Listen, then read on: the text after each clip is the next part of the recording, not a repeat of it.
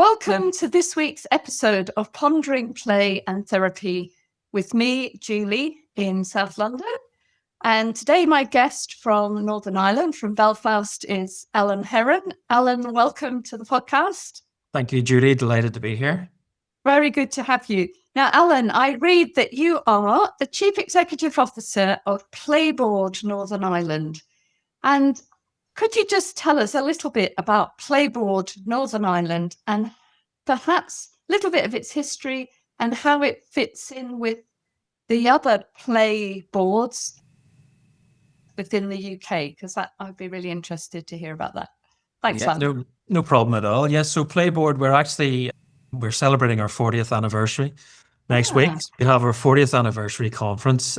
The organisation was established formally in 1985. At that time, there had been playboards in the other home nations, so England, Scotland and Wales as well, but we were the only one that sort of retained the name Playboard, and I think we're the longest standing play organisation within the UK. I suppose we had very unique circumstances in Northern Ireland, so Playboard really was grown out of a need for a mechanism to allow children and young people to come together at a time of what we call the Troubles. So the Troubles were a period of significant social and political unrest in Northern Ireland. So we had, particularly during the mid-80s, you would have had, on a daily basis, you would have had car bombs, you would have had riots, you would have had shootings, all of those negative things we would have seen right across the media at the time. And Playboard really was established by a number of community activists who recognised that this was causing significant trauma to our children and young people. But beyond that, it was also affecting play. Children were simply no longer able to get out and play. They were no longer able to play in their own communities because of the risk of riots and getting caught up in that. And we did have for a long time a term recreational rioting, where for children, rioting almost became part of the play experience, often orchestrated by adults and by those involved in paramilitary activities. Children were seen as a safer way, let's say, of rioting. You could bring the young children in. They got a sense of challenge and risk out of it, but it kept the adults behind them when it came to the law. So the organisation really established to, first off, to try to provide positive play opportunities for children, but also then to create connections between the two primary communities. So within Northern Ireland, we had primary division was on a religious basis between Protestant and Catholic, Unionist and Nationalist. So the organisation's role was to try to break down some of those barriers between the two communities and to use play as a very effective mechanism, simply because we know that when children play, they don't see division, they don't see the other community. They're involved in play. They see the connections between each other through play, and that helps them to garner a greater understanding of who the other individual is. So the organisation was established in 85, and really I suppose we've been on a journey since then. We are the lead organisation for play in Northern Ireland, and a lot of our work is focused on schools at this point in time. So we have a number of long-standing schools programmes. We have a Positive Playgrounds initiative, which commenced in 2006. And we have a Taking Outdoor Play Seriously in Schools programme, which began probably about 10 years ago. And those programmes have been critical in terms of trying to embed understanding of play and the value of play within our school system, particularly outside of P1 to P3 years, expanding play right across the full primary school age group. As well as that, our organisation, we're slightly different from the other nations in that we also work very closely with our school-age childcare settings in Northern Ireland. Going back to the 1990s, Playboard were instrumental in securing significant investment from European funding into Northern Ireland, and that was really in support of developing a play-based school-age childcare infrastructure. And that infrastructure is still there today. We still support school-age childcare providers. And that was really critical really in terms of embedding play and understanding of play within childcare and within the broader family setup as well. So that's an area we have remained very active within. We also then have programs. So we do a lot of work with government. We do have in Northern Ireland a regional Northern Ireland executive, which has been up and down fairly off regularly, largely down to political differences, which is a challenge in its own right.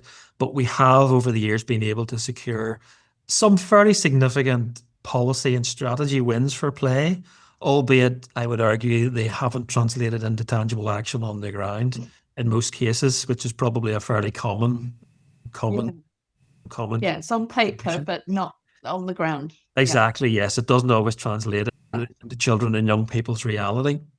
As an organisation, we operate right across, we operate at community level, we deliver community play programs, we support our local councils to develop play strategies, to develop play investment strategies, which would focus in on fixed play, so swings, roundabouts, the more standardised capital, but also in expanding delivery at council level out into communities, so through street play programs, community play initiatives, and so on. Alan, I'm going to take you back, I think not so long ago, but you can let us know. Play for you as a child. Where were you as a child? What was playful about your childhood? Where did play feature for you? I suppose for me, I was fortunate in that I was born in 1972. Living through that period of the Troubles, my childhood through the 70s and into the 80s. I suppose I was fortunate in that I lived in more rural location with family close by. So for me, play was generally something I engaged in day and daily. It was just part and parcel of it. You get up in the morning, you went out, you popped around to your friends or your relatives, and you would disappear for the day, often across the fields. We were surrounded by fields, we had streams, we had rivers, we had trees. So a lot of my play was outdoors. It was fairly risky, probably, as I grew up, certainly. And it was very much focused on just being free and being out there and being away from parents or being away from adults.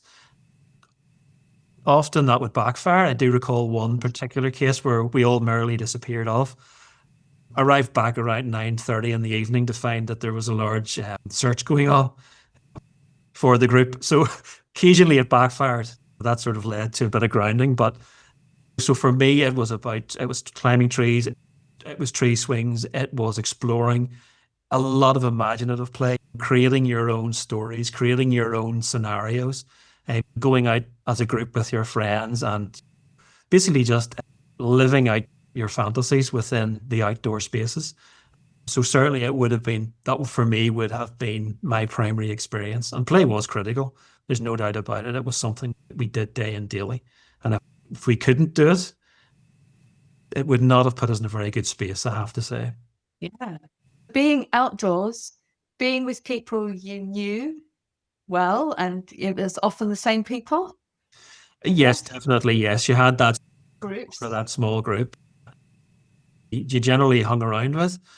And that kind of went right through from the moment when you were young enough. I can remember being out and about playing when I was 3 or 4. I can remember I had a tortoise at the time. I can remember taking the tortoise out, bringing the tortoise on adventures.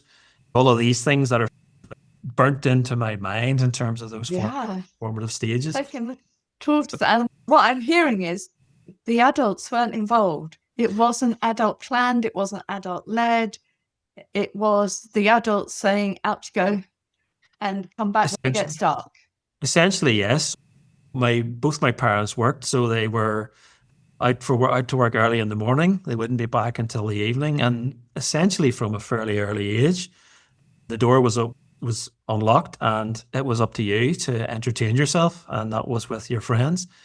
So you would gather early in the morning and you would plan your adventure and off you would go. Yeah. So it really did. It was, I think for me, it was that freedom and that ability to actually drive what you wanted to do through play was critical. I cannot, at no stage can I ever remember really having an adult-led play experience. Even at that stage, play parks a visit to a play park would have been a rarity. It might have been something you went to on holiday if you were somewhere new. Yeah. But it wasn't even in our thought process that let's go to the play park, let's go on the swings and the roundabouts. We just created our own play experiences and our own play opportunities with whatever we had to hand. Yeah. Go-karting was always a regular in the summer months.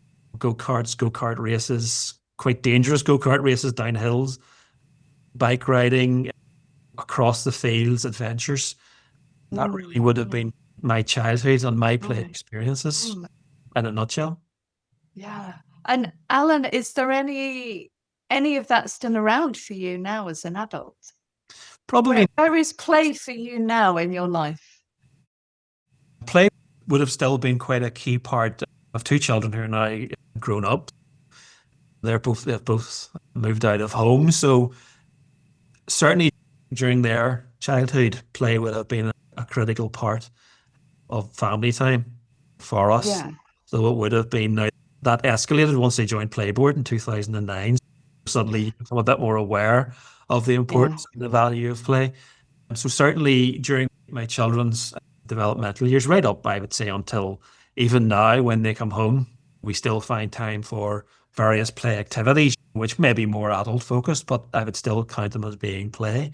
So I would, since they've left home, then it becomes more about the social aspects of play. So engaging with, going out, engaging with your close friends, and enjoying social opportunities, social occasions.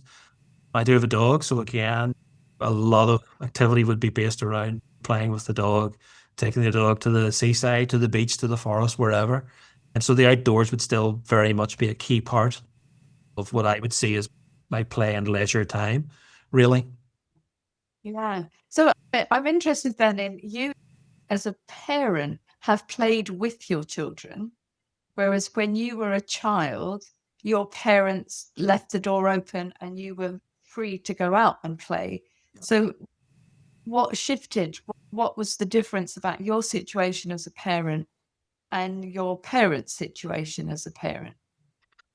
Yeah, I think for me, it very much comes down to, and this is something we would see on a regular basis, it comes down to the opportunities almost to play. When I was growing up, you had the freedom of living in a more rural community, and there was I think there was less a sense of danger. Now, part of that was down to lower traffic levels. There was also down, I think, I think media has a role to play as well, in that I think my parents certainly wouldn't have been as fearful of allowing me out to experience that. For my own children, I think we lived in a more, I wouldn't say urban, but more of a residential town based, very limited green space, traffic, cars, which really acts to impede play opportunities for children, particularly within their own communities. So I think for me, now it's something which, again, I joined Playboard, my children would have been 7, 8, probably. I joined Playboard and suddenly became more aware of some of these limitations that I was putting into my children's lives in terms of being there and being present and overseeing that play experience. So something I certainly tried to step back from a bit as they grew older, as I became more knowledgeable around play and the value of play and the types of play that are most beneficial. But I think for me, it was the same as a lot of parents. It comes down to that fear factor. And it comes down to living in communities which, and this is something we're acutely aware of in Northern Ireland, we don't design or plan communities for children. We don't design or plan communities to be playful. We design communities that are geared towards adults, they're geared towards travel and traffic and cars and getting from A to B quickly without any impediment. We've designed green spaces out of our communities.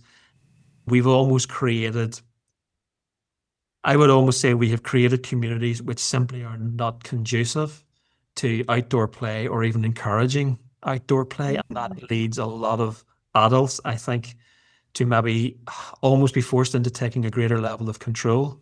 So a lot of parents we speak to, particularly within urban areas, if their children want to play outdoors, you have to get in the car, you have to travel maybe to a park if you're lucky enough to have a park nearby. And that provides you with a bit of freedom albeit usually regulated in terms of what the rules and regulations are of that space. Yes. Yeah. And always being within sight with your parents, and the parents having that anxiety, that tension around, where are they? Can I see them? I told them to come back. They've gone too far. Yeah. So the freedom you experienced. Definitely not. And I think as a parent, you can certainly, I remember the first day my son decided how his friends were going to trek off to the shop, which was about an hour and a half away, or about a mile and a half away, sorry. And the knowing it's the right thing to do, but that anxiety almost, and that fear, I think it's almost inherent within parenting, and you almost need to be able to acknowledge that. And it comes back to risk benefit to a large degree. The risk of something happening is very low, but the benefits are significant in terms of what that experience provides for the child. And I think that's where I have a lot of sympathy for parents. We're surrounded by negativity, media. We're surrounded by risk. We're surrounded by threat. And it's very hard, I think, for parents sometimes to be able to work their way through all of that constant deluge of negativity, and to be able to say, I need to take a stand to allow my child that freedom, which is so important and which is so beneficial. So there's an awful lot of issues in there for me around messaging, around how we as a society or don't value play. I would argue we don't value play as a society. I think we sometimes say we value play and we recognize its importance, but I don't think that translates into the reality of many families and many children's lives. And that's something we see increasingly with our work in schools. Yeah. And I'm just thinking back to your work with parents, or thinking about play with parents of younger children. Is there something about them working against their own negative thoughts, but also, even if they can accept and override those and do the risk-benefit ratio and thinking, okay, the benefit is better than the risk, so I'll let my kids go out. Are there then messages they get from other parents or neighbours or other people in the street or local councillors who say, you ought not to be letting your children out? Your children shouldn't be playing on the driveway. Your children shouldn't be going to school on their own. So is there a second layer that parents are needing to kind of work and navigate through to give their children some of that freedom that you had? Most definitely. This is something, again, as an organisation, we've been acutely aware. And it's been areas we have had to tackle the authorities all the times for pushing a very negative narrative around play and that freedom to be able to play. I'll give you an example. A number of years ago, probably about coming up on 10 years ago, we had community policing partnerships in Northern Ireland who ran a campaign. And the campaign, it was billboards, it was large posters with very sinister looking children on it. And the title was Playing Out or Playing Up. And it sent a very clear message. And we had examples of children who were effectively taken away from the spaces they played in because parents saw this, and the immediate reaction was play must be antisocial. So this was government funded bodies who were pushing a very negative narrative around play. And we've had examples come into Playboard where we have had police visiting families and parents simply because a child, maybe as young as 3, 4, 5, has been outside playing in front of their house, and they've been told that could be seen as antisocial or they might get up to no good. So there are very real examples where the authorities almost deem play, and certainly we see this as children grow older into teenage years, they deem any form of outdoor play or recreation as potentially antisocial, and they try to then put a negative spin on it.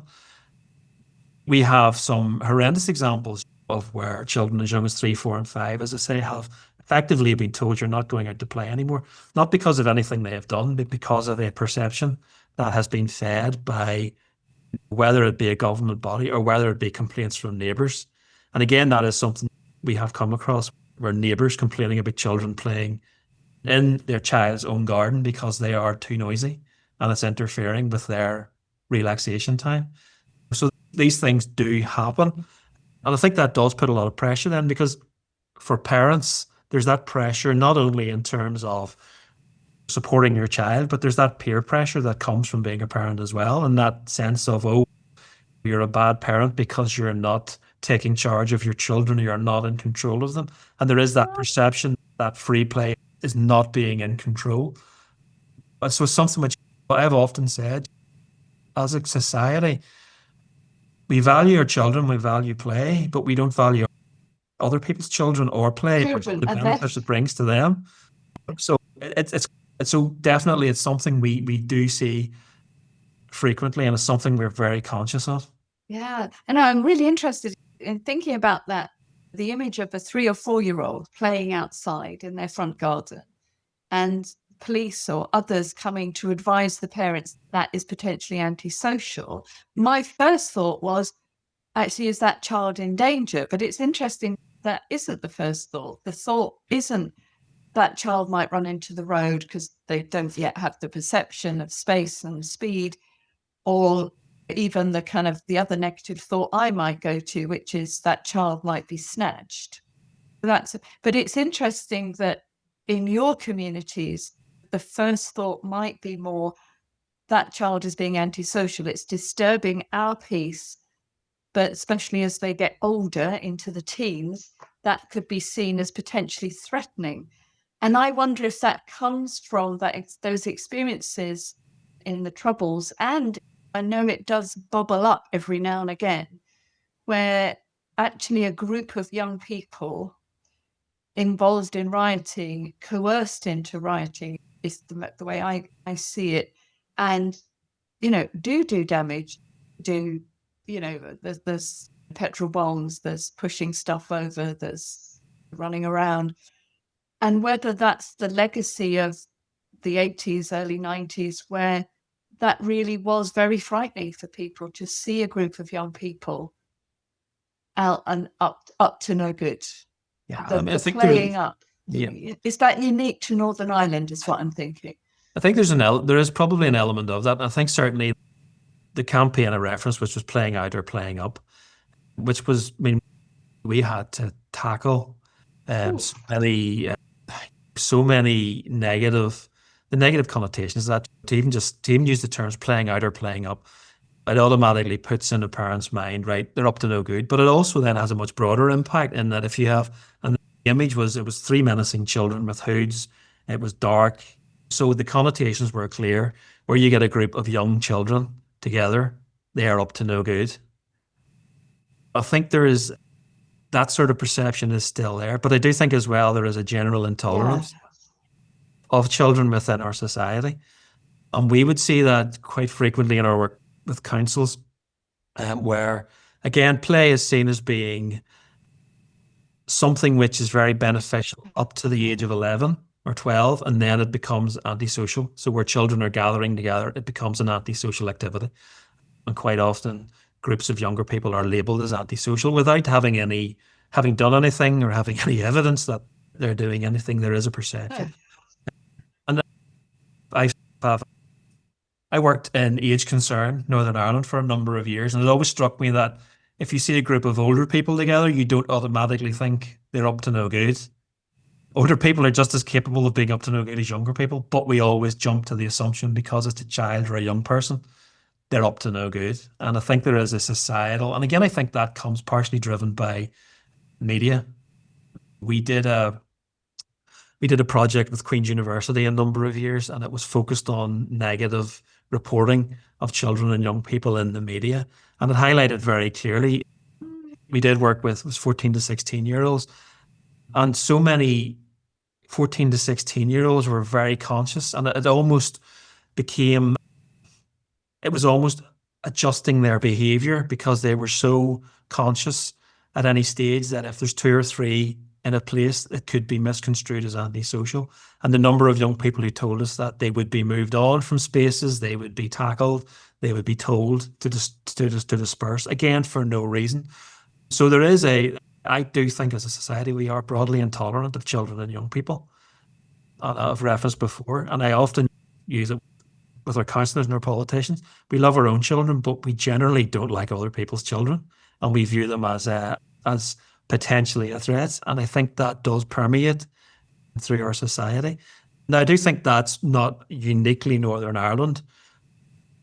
But when I think of over the past 12 months, we have seen the return of rioting to the streets on a number of occasions. Now, that has been driven by not the old community divisions, not the old Unionist, Nationalist, Protestant, Catholic divisions. It's been driven by immigration and the negativity in the press around that. But again, I think the prevailing image that comes across of that, used by our media, is young people, 8, 9, 10, 11, 12, on the streets, faces covered, engaged in that form of activity. And we know, and it has been called out by ourselves, by the Children's Commissioner, by the authorities, this is young people being manipulated by adults. Yeah. And so there is something inherently wrong with how we as a society view our children and young people. And there's even something more inherently wrong with the fact that we don't actually protect. When you think about what those children are being coerced to do, Yeah. we don't even have in place the appropriate mechanism for protecting that. And we're allowing adults to exploit them, to engage in this type of behaviour. So there isn't a sort of a law, I'm sure there may, I don't know. Is there something in law that says you may not coerce a child to riot? Generally, again, within a Northern Ireland context, we have to be mindful that these riots tend to be orchestrated by paramilitary organisations. Paramilitary organisations are very good at remaining in the shadows. So they are. And again, could the authorities do more? I think the authorities could do more, but we know that where you get situations of community tension, particularly in Northern Ireland, the authorities' response is generally contain as far as possible. So contain to a space, and then we will deal with the legalities later. And what invariably happens is young people get caught up in this. So young people end up in the legal system who ordinarily would not have been, and not as a result of being coerced into this type of behaviour by an adult who is using this for their own political means, at the end of the day, their own community means. Oh, it's a very unique situation you're working within. And as you said, in 1985, that's very much why Playboard Northern Ireland was first initiated. And you have survived that 40 years because those issues are still around, but other issues as well, as you said, about immigration are also emerging. I want to take you back a little bit to Playboard at Northern Ireland now. And when I was looking through your excellent website, just to say to anybody who's watching or listening, go and look at the website. I found it one of the most attractive websites that I've looked at this week. Really easy, not just easy to navigate. There was something, I was going to say playful, but serious about it. And it wasn't all happy faces of children playing, because that's something I'm very keen to always express, is that play is not always fun. Play can be hard. Play can be terrifying. Play can be boring. It can be sad. It can be every emotion. And I really appreciated that your website didn't just say play is great for everybody all the time, because it's not. But one of the things I noticed, I looked at you and your profile and the other team members, and there are a whole host of people, mainly women, I think, from the website, who have the wonderful title of Play Participation Officer. Tell me, Alan, what does a Play Participation Officer do? Because it's got 3 parts to that name, and I'm really interested in what that looks like. So I think really we made the decision, a conscious decision a number of years ago to, I suppose, relabel. They were play development officers, but play participation officers. And it really came from the perspective that when we deliver, or when we go out to work a program, and where we go out to deliver a program with children, it should be a participative process at all stages. We're very good at getting children, young people to participate in program design. But what we realized was quite often what happens is, yes, we get children to feed into that, but once we begin to deliver, we don't necessarily really allow that process of participation to continue. So for us, when we go out to work with children and young people, or we go out to work within the community, it's a participative process right from start to finish. So there's no sense that we're going in to do A, B, C, or D, and that is all we're going to do. It can be fluid, it can change, and it changes because of the participation of the children and young people who are a part of that. So I suppose we wanted to rebrand the post to really push the sense that when you're working with children and young people, particularly in a play context, it has to be a participative process. It can't be, again, it can't be adult-led to the degree where, we have officers going in and delivering a program based on what we perceive the children in that setting or that area to need. So it has to be about participation, and that participative ethos permeates all that we do. So for us, having the title Play Participation Officer really emphasizes that approach and that focus. Yeah, I'm really, so it changed from Play Development Officer or worker to Play Participation Officer. And it's making me think about actually what's been happening in this room today. I'm sitting in my play therapy room in my home, and I was saying to Alan earlier, this podcast interview is sandwiched between clients today. But that same ethos of it's child-centered, it's child-led, and it's the child's agency to take it where they need it to go. And so often that is not where the adults want it to go, or think, I know best, I've done this before somewhere else, I know where this is going. And I had that exact experience with the client today.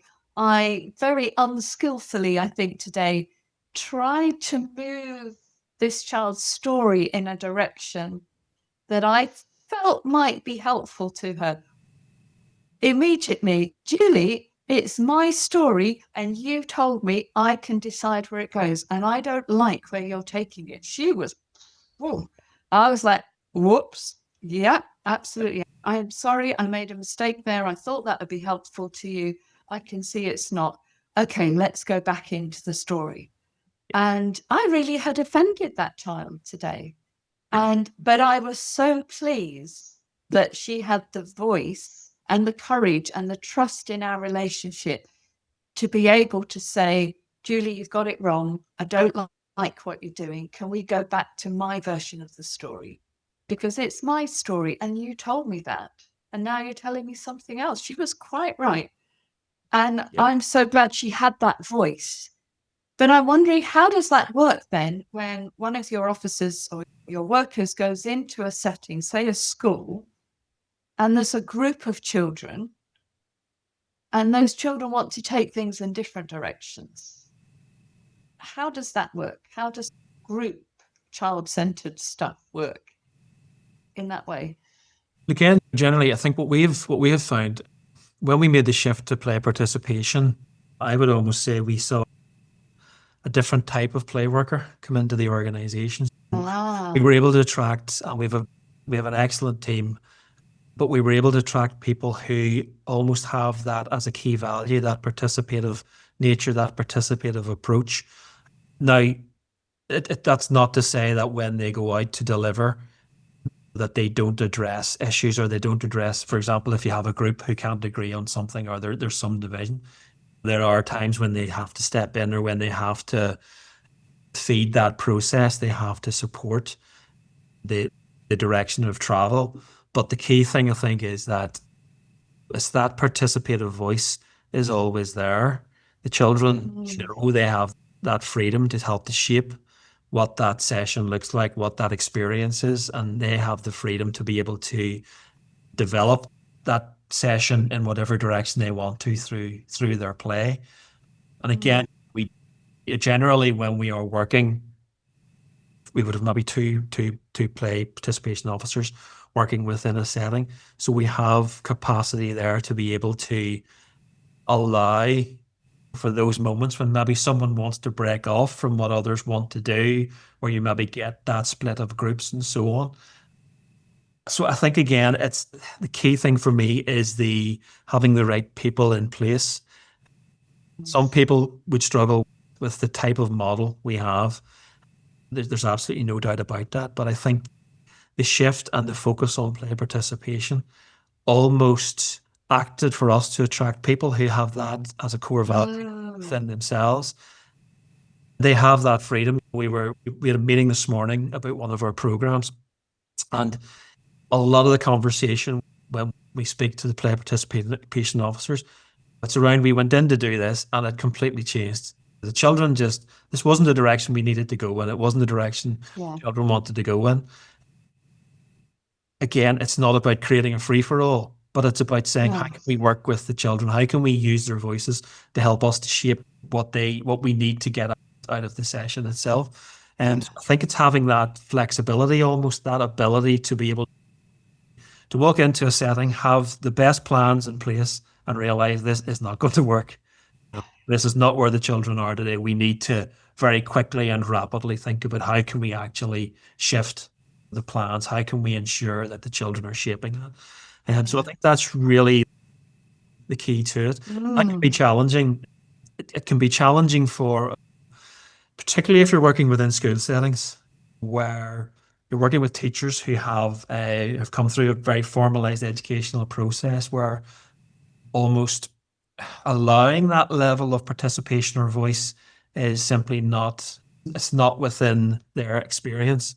So a lot of our work within those kinds of settings would be exploring with teachers or with adults who have a supervisory role, how participation can actually help to enhance not only the children's experiences, the children's development, but can actually help to enhance the relationship between the adults within the setting and the children themselves. Yeah, and and this is helping me to think about. I was reading the website last night, and there were various comments from teachers and community workers and from children and parents. And one of the teachers was saying that, I think they were saying that the sessions had happened in the morning, and they were initially really reluctant. Why should the children be playing in the morning? That's key learning time. Usually play type stuff is after they've done the serious work. And then, but this teacher had the courage, I think, and the humility to say, hands up, I got that wrong. Actually, the children doing some free play first thing actually really enhanced their capacity to learn and engage later on in the day. And hats off to that teacher. And I wonder if that's something that happens in many schools where the play is seen as the after the work. It's what you do as a reward almost. Yes, and I think that is what happens in quite a number. And we do, as I mentioned earlier, we do have a fairly lengthy track record of working within schools. And what we find, we have two significant programs running at the moment, Playful Minds and Spaces to Be, which is part of a broader Our Generation program. We work very intensely within schools, and what we find is when teachers are able to, and part of that is around creating a value base within a school, a culture that recognizes the value of play from a developmental perspective, but recognizes the value of play for children and young people. What we find is where we are able to work directly with staff, not just teaching staff, but all staff within the setting, you're able over time to open up people's eyes to the true values of play. Again, we had a meeting this morning, and one of the schools we've worked in have introduced extra time for play. And they've actually said, like, it doesn't matter if the numeracy's done, it doesn't matter if the literacy's done, play is as important, and we're going to create that space for the children to have free play. So the value can be recognized, but we do have something inherently wrong with our teacher training system, where play is really not seen as having a level of value, the level of value it should have. Something we're working with our local teacher training colleges.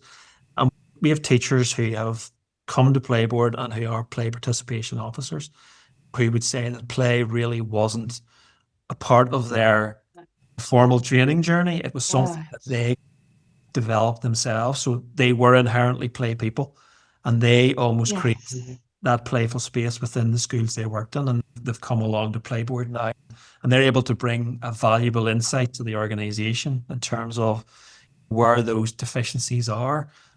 But I do think for me, the key thing is every school we've worked in, I would say, have come back to say, when we introduce play, when we introduce free play, what we see is improved performance. We see improved behavior. The children are more ready for learning. The children are more supportive of each other. We've worked in schools where the P7s look after right down to the P1s. You have buddy systems, you have play support systems in place. And what teachers tell us is like this, there are no negatives to this. This is beneficial. Yeah. It enhances the children's experience of school. They want to come to school because there's a playful element to it. But also what we find is schools increasingly and teachers increasingly incorporating play into the learning process. So rather than all play being indoors and desk-based, it's something that can be taken outdoors. We can use play as a medium for actually exploring some key learning concepts. We can use play as a medium for showing how this learning works in practice. And we all know that where you see something in practice, it tends to stick with you more than if you read about it or if you're in a classroom. Yeah. So again, it's about being able to work directly within those settings. And there's no doubt we come up against, at times, teachers are very reluctant because it can be very scary. You're giving up a level of power, giving up a level of authority. And at times the word chaos is used quite often in terms of play. But once you actually explore that with staff, they begin to see, actually, this is not chaotic. There's a meaning behind every single activity that is going on. And they can then begin to equate that back into the broader learning process within the school. But that takes, at the end of the day, we have to recognize it takes resources, it takes time. Not everyone is in a position to be able to have the time and space to do that within And also, setting. I'm sorry if I over you then. I'm just thinking about how playful and risky the staff or the governing board of the school or the support staff, the kitchen staff, all the staff in a school, it's inviting them, in a sense, to be risky, to be playful, to see what happens, to do that what if that comes from free play. It's inviting them to do that with their curriculum, with their planning of their school days. So it's even getting them play ready in order to make that what seems, I'm sure, like a big leap. And you slipped in earlier on that you used to work for Age Concern, which I think now is called Age UK. They've taken out the concern and it's just become simply Age UK, an organisation, a UK-wide charity organisation that looks at the concerns or the issues or the life of over 55s or over 60s, somewhere around that age group. Yeah, I think 55 is officially old age. I'm pretty close to it now, so I'm uncomfortable about that. But 55 is the globally defined age. You're almost the client. But where was playfulness in that organisation? What was play part of? Is play part of Age UK? That's getting me to think. I want you to introduce me to somebody in Age UK because I'd like to interview them about play in adulthood, when we are elders, when we move into those periods of life, and I'm certainly getting much nearer to that than I have been. Where is playfulness in later life? Again, in my role within Age Concern, at that time, it was the community services side. So certainly, I would say playfulness was almost at the very heart of what we were doing. Whether that be introducing social opportunities for older people within the communities, whether that be running events, running shows which had a playful element within them, introducing probably more formalized, so the likes of bocce, which was chair-based bowls, reintroducing physical activity in a low impact way, but a way that would almost create play opportunities or play experiences. And a lot of our work was focused on, again, because Northern Ireland is quite rural in many areas, so we had local groups who would run their own programs for older people. And the primary focus was on bringing older people together, providing them with those social connections. And play, I would say, was a key part of that. It was a key part in terms of attracting older people to come and engage within it, but it was also key in terms of retaining those connections. So for me, play very much at the, I do think as a society, play is often seen as quite a frivolous term. It's something you do. It used to be said to me, it's something you do when you've nothing better to be doing. When ultimately, I would suggest that play should be the most important thing, regardless of what age you are. We would all like to play more. So I do think organisations like Age UK have a role in terms of reintroducing that playful element into older people's lives. And there's no doubt when I worked with age concern, we saw some wonderful examples. We often talk about children we work with who maybe would be very shy, would be very quiet, would be very much outside, but through play, they re-engage, they become engaged with others, they create friendships, they create social connections. And it's the exact same at the other end of the spectrum as well, where you're able to create those playful environments where people can ease their way into. You begin to actually enhance older people's lives as well. So for me, play is as relevant within the older age range as for children and young people. And I've got a sort of fantasy in my head of Age UK communities getting together with your playboard communities and having a play space for young and old together. And I think there's a lot of research about the benefits of that. But it is something. It's just to highlight. We have done a number of intergenerational programs where we do bring children, particularly children within primary schools, together with care homes or older people's homes within areas. Fantastic. And it's wonderful because it creates that. It creates the enthusiasm. It creates energy. The older people have an opportunity to share their play memories, their play experiences. The younger people can do the same, and it's genuinely is very uplifting and very impactful in terms, particularly around mental health for older people as well, to be able to engage within that form of a very playful environment. It can be very impactful, and definitely we would work on a number of intergenerational programs, and I do think there is a real need for creating those intergenerational play opportunities. And you're right in terms of play spaces. We often demarcate a space as biggest bugbear play park. We stick the play equipment in, we put a fence around it. We should be thinking more creatively about how can we actually create a space that's there for the whole community in terms of play, in terms of those opportunities to engage. And I think going back to the earlier conversation around the level of intolerance from adults to children. Yes, that's what I was thinking. Yeah, it is because we almost, sounds a bit harsh, but we almost corral our children into these spaces. We fence them in. This is where you play. And if you play anywhere else outside of that, then it's deemed antisocial. So I do think there's a lot to be said about almost considering the value of play right throughout the entire lifespan, rather than seeing it as something that ends at the age of 11, 12, 13, 16, 18. Yeah. I think there's a lot of value in that. And Alan, if there's one thing that you are most proud of in what you've achieved or what has been developed in Playboard Northern Ireland since you've been there, what would that be? I think probably there are a couple of things there. I think the one I would choose is probably the least visible to some degree. We've developed wonderful programs. We've had programs, we've secured investment in local play parks through our councils. We've developed strategies that have brought multi-million pounds of funding in. They have enhanced spaces. We've delivered programs in schools. But I think for me, probably the biggest achievement I feel is around inclusive play.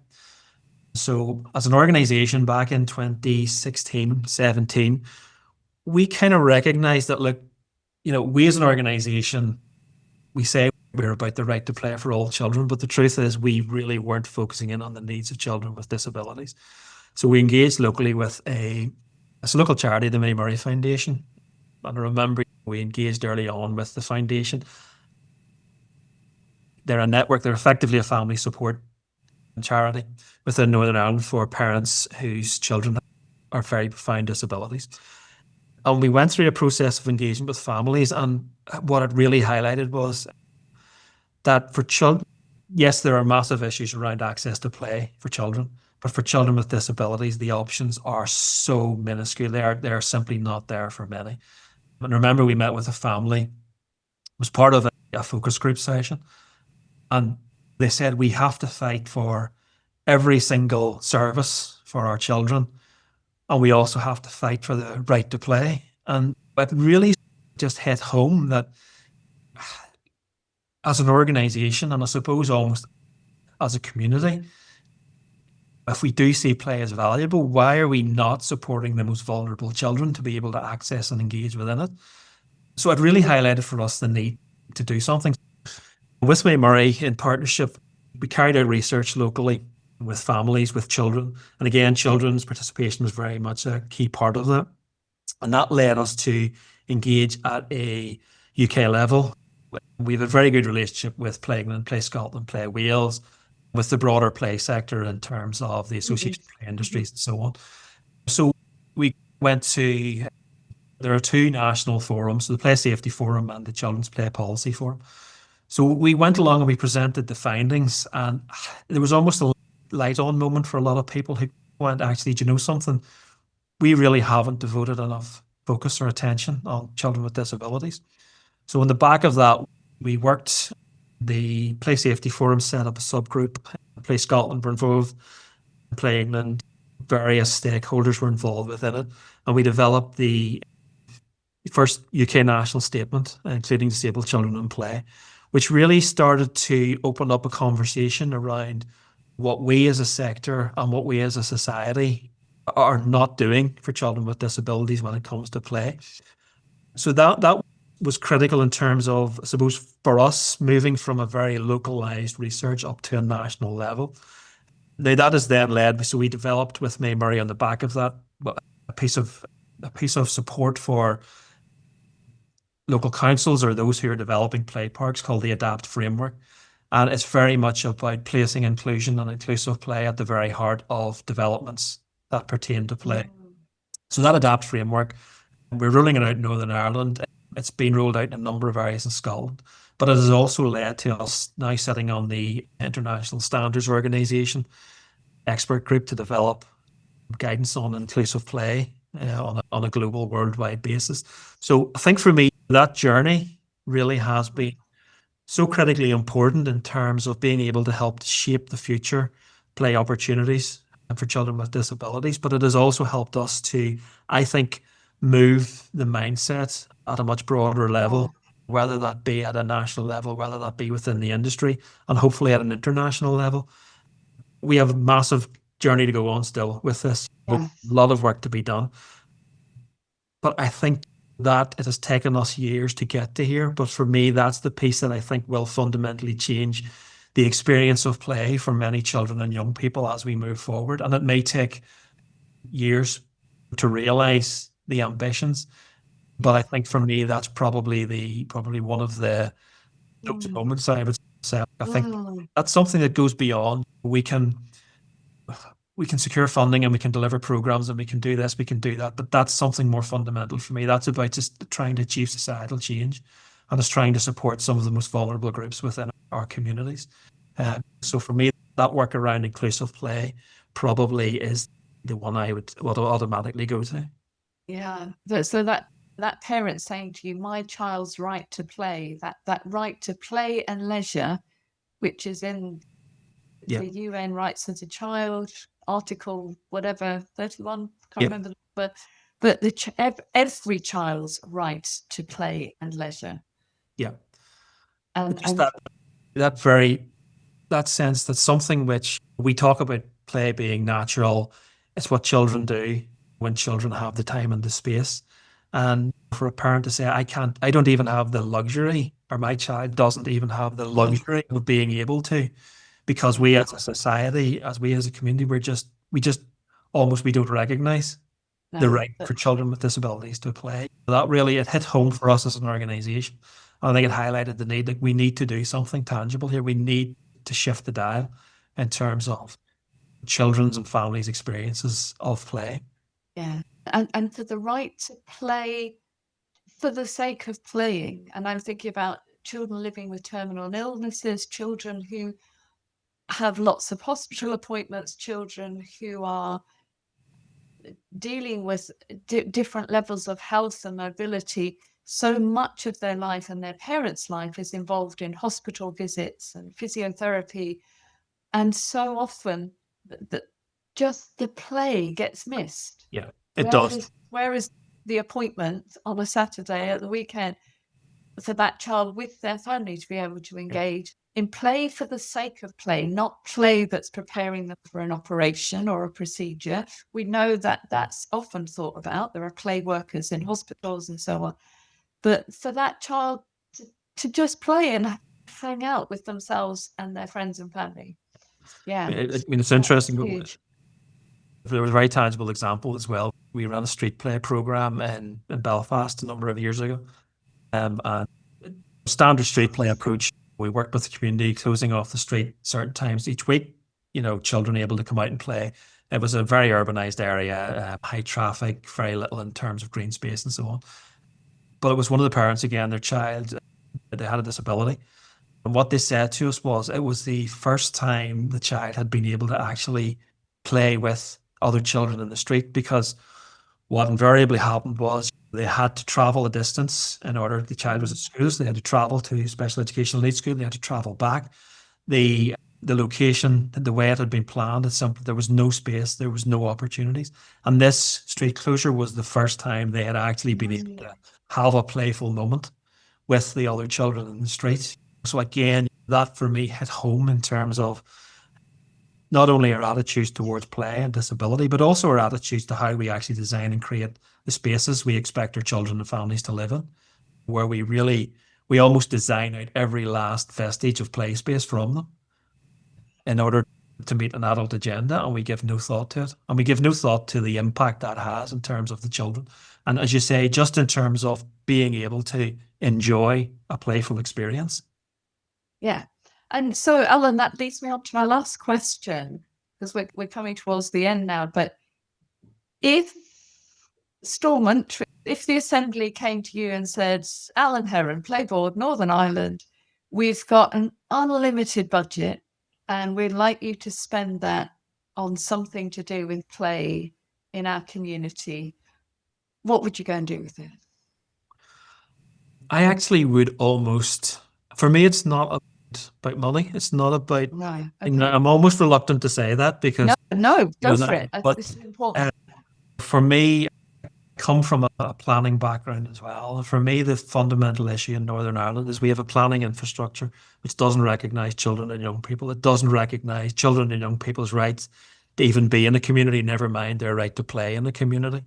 So for me, if Stormont could deliver anything, it would be a fundamental reappraisal of the planning system to incorporate a planning system that actually required developers, required residential development, and required government, when they are developing or designing town centres, city centres, to actually think about and actually embed play right at the very heart of that. Because I think that for me, sometimes the problem with funding, and we have found this in the past, is funding comes and funding goes. And it's great when the funding arrives, but the funding inevitably ends. And then you're left with the question is, what legacy are you genuinely left with? So for me, in order to be impactful, there needs to be a legacy in place. So for me, planning reform would be critical. We do have in Northern Ireland, technically we have a regional play strategy, and we technically have a play and leisure implementation plan. In truth, play and leisure implementation plan was one of the first things I worked on when I came in to Playboard in 2009, between 2009 and 2011. And I revisited it I was asked to write an article for a magazine about a year ago. And I revisited it, and I hadn't looked at it in a few years because it's like many strategies and implementation plans, it went nowhere. And when I looked at it, I went, planning reform is in there. Teaching reform is in there. All the things we have talked about, broader societal understanding of play, all of those issues were in it. And I just thought, if we had only been able to realise even 25% of what we have identified, we would be in a much better place for our children and young people. And I suppose what we as an organisation have done in the meantime, we've worked at local level to try to implement, for example, place efficiency we hear quite often. So we have tried to implement place efficiency approaches at local council level. But for me, the key thing is it's the lack of that regional play strategy, and it's the lack of planning reform, which really helps to impede children's experiences. And it's creating problems as well, because again, when we work with local politicians at council level, the one thing they consistently highlight, two things they consistently highlight. Number one, play is the most important issue on the doorstep. It's the number one issue parents, families, and communities want to talk about. And number two, the planning system does not in any way recognise children and the value of play. So again, these things are not, it's not as if we have come up. Timed up. Yeah, it's not as if we have come up with something new. We know this, but it's the lack of that. So for me, if Stormont could do anything, it would be play strategy, embed place efficiency within a play strategy, and planning reform are probably the key things for me that would actually, it would significantly change the dial in terms of how we begin to realise the play for children right across Northern Ireland. So I think then, Alan, we need to close there. I will send a copy of the podcast episode to relevant people at Stormont, get them to listen in. But Alan, thank you so much. We could have talked for hours. We've got two Irish connected people here. We've both got the gift of the gab. Alan, thank you so much for your time this afternoon. Thank you to listeners and viewers for this episode of Pondering, Play and Therapy. Do subscribe, do get in touch to tell us what you think. And if you'd like to be interviewed for the podcast, also please get in touch. But I'll say cheerio for now.